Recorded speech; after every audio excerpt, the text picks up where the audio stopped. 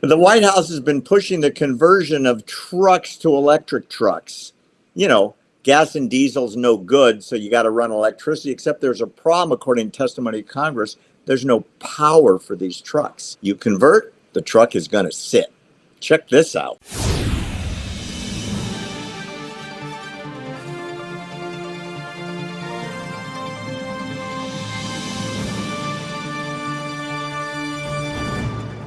You know, a couple weeks ago, we were talking about how the push for electric vehicles, especially in the summer, will collapse the grid, especially in areas that gets really, really hot, like Texas in the summer, that the grids get maxed out. They can't produce more power. And if they have to power electric vehicles that are being charged at charging stations, they have to cut power somewhere else because these power supply plants are maxed out. I want you to see this video. This is testimony in public a couple weeks ago. It's really telling. This is about the move that the Biden administration is pushing for electric trucks. Just so we're clear on the scale of the issue, each electric vehicle battery for a heavy-duty truck weighs 8,000 pounds, and you need at least two of them. So we're talking the weight of, 4 or 5 cars. And my friends and peers in the industry nationwide who have tried to make efforts to put in, say, hey, I'm going to convert a dozen forklifts to electric, or I want to tee up a facility for 30 electric trucks. There's no power. The utilities come back, the cities come back and say, is this some kind of joke? One friend tried to put in Illinois a facility, tee it up for 30 trucks electrification. The city came back and said, this is some kind of joke. You're asking for more draw than the entire city requires. And just to give you an idea, 30, 50 trucks, that's like a 5-6 megawatt application. The factory that makes the trucks is a 2 megawatt factory. Wow. You hear what he's testifying to? That the power necessary to charge these batteries is many, many, many, many times the entire power output for the entire city. In other words, the answer is no. If you convert your trucks to electric, they're going to sit in the sun and decompose, because you can't plug them in. Wow. The electric cars in California, the ones that are already there, are crashing the grid because they suck up so much electricity, which, by the way, comes from coal burned in electric power plants because they've shut down the nuclear plants that don't pollute. So they're using coal to charge the electricity, to make the electricity to charge the cars.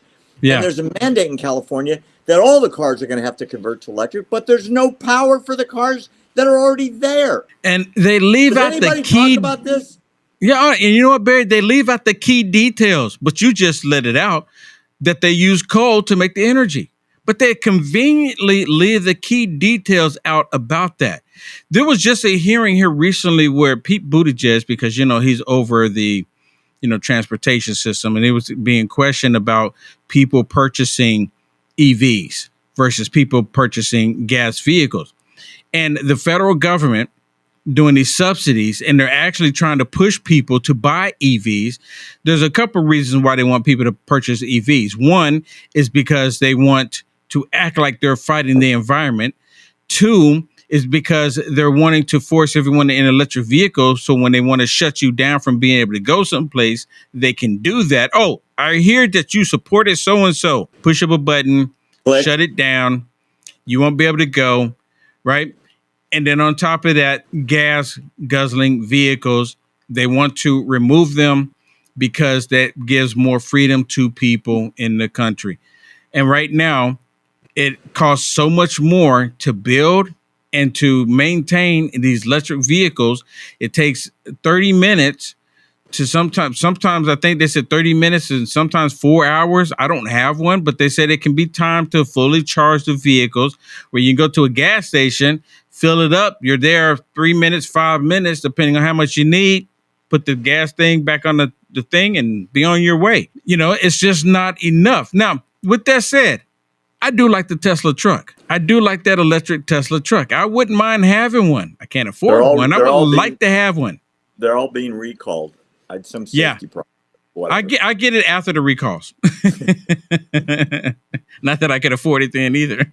Yeah, I when I found out that Elon Musk was asked to shut down all the Teslas in Russia, which he could have done with one button, he actually said no. the government asks them to do it, that's pretty scary. In other words, you're driving down the freeway, right? Minding your own business, and somebody somewhere decides Will Johnson shouldn't be driving. Click. You're stopped. Yeah. There's nothing you can do about it. But that's control. It's kind of like this debate tonight. They get to push the button. President Trump is talking, push the button, turn it off. It's all about control. Of course it is. 100% control.